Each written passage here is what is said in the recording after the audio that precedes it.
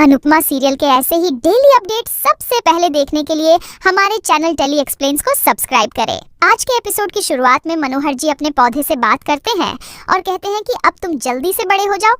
इसी बीच अनुपमा उनके पैर छूती है और आशीर्वाद लेती है। मनोहर जी हैरान होते हैं। अनुपमा गुरु वंदना बोलती है तो मनोहर जी कहते हैं कि हम तुम्हारे गुरु नहीं हैं, हमने तुम्हें नृत्य नहीं सिखाया है। अनुपमा कहती है कि उन्होंने ही उसे जीना सिखाया है और इसलिए वही उसके असली गुरु हैं। वह कहती है कि जो रास्ता दिखाए और जीना सिखाए वही गुरु होता है। मनोहर जी पूछते हैं कि ये सब आज क्यों कह रही हो। अनुपमा बताती है कि आज गुरु पूर्णिमा है। यह जानकर मनोहर जी भावुक हो जाते हैं और अपना दर्द साझा करते हैं। वह कहते हैं कि पहले हमारे शिष्य गुरु पूर्णिमा मनाने हमारे पास आते थे, लेकिन अब वक्त ने लोगों को बदल दिया है और गुरु का महत्व कम हो गया है।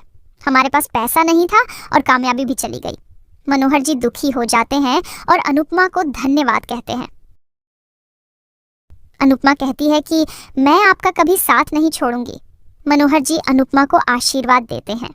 वो अनुपमा की कलाई पर एक धागा बांधते हैं और कहते हैं कि तुम नृत्य के लिए पैदा हुई हो और नृत्य को कभी मत छोड़ना।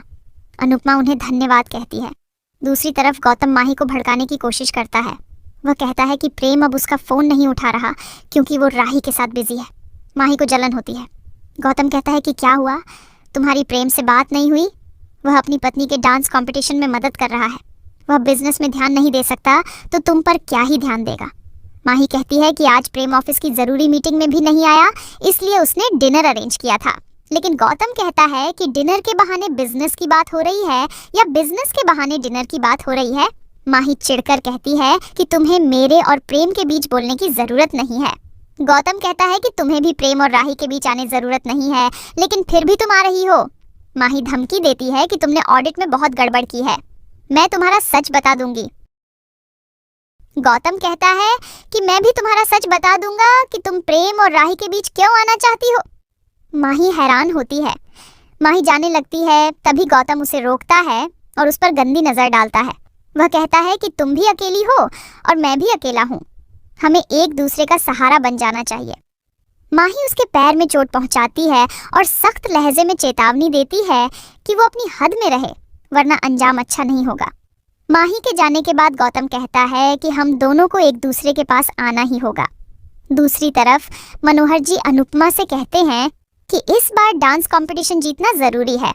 वो कहते हैं कि कला में तुम इतना नाम कमाओ कि लोग पूछें कि तुम्हारे गुरु कौन है। जब तुम मान सम्मान जीतोगी तो हमें लगेगा कि हमने जीता है। अनुपमा वादा करती है कि वह डांस रानीज को जीत की ओर लेकर जाएगी। दूसरी तरफ तोशु लीला के झूले को बेचने की कोशिश करता है और उसे ले जाने के लिए आदमी बुलाता है। तभी लीला और बाबूजी लौट आते हैं। लीला झूले को ले जाते हुए देखती है, तभी वह गुस्से में आकर कहती है कि इस झूले से दूर रहो, ये मेरा है। बाबूजी और लीला तोशु से पूछते हैं कि वो क्या कर रहा था और झूला कहाँ लेकर जा रहा था। तोशु सोचता है कि मैं लास्ट मिनट पर पकड़ा क्यों जाता हूँ। तोशु झूठ बोलता है कि वो सरप्राइज देना चाहता था और झूले की मरम्मत करवाकर लाने वाला था। लीला साफ कहती है कि उसे कोई सरप्राइज नहीं चाहिए। लीला सबको जाने के लिए कहती है। लीला तोशु को चेतावनी देती है कि वह झूले से दूर रहे। बाबूजी को शक हो जाता है तो वह तोशु सच बोलने के लिए कहते हैं। तोशु कहता है कि मैं इस झूले का क्या ही करूंगा, आपको मुझ पर विश्वास क्यों नहीं है। बाबूजी कहते हैं कि तुम्हारा कोई भरोसा नहीं है, तुम पैसों के लिए हमें भी बेच सकते हो। तोशु मजाक में कहता है कि आपको कोई नहीं खरीदेगा। बाबूजी उसे डांटकर भगा देते हैं। इसके बाद अनुपमा बाबूजी को फोन लगाती है। बाबूजी उससे बात करके बेहद खुश हो जाते हैं। अनुपमा कहती है कि आज गुरु पूर्णिमा है, इसलिए मुझे आपका आशीर्वाद लेना था। बाबूजी भावुक हो जाते हैं और उसे आशीर्वाद देते हैं। अनुपमा कहती है कि आज मुझे आपका आशीर्वाद मिल गया, अब सब सही होगा। बाबूजी कहते हैं कि तुम्हारी बहुत याद आती है, मैं हमेशा प्रार्थना करता हूँ कि भगवान मेरे हिस्से की सारी खुशियाँ तुम्हें दे दें। अनुपमा कहती है कि ये सिर्फ पिता ही कर सकता है।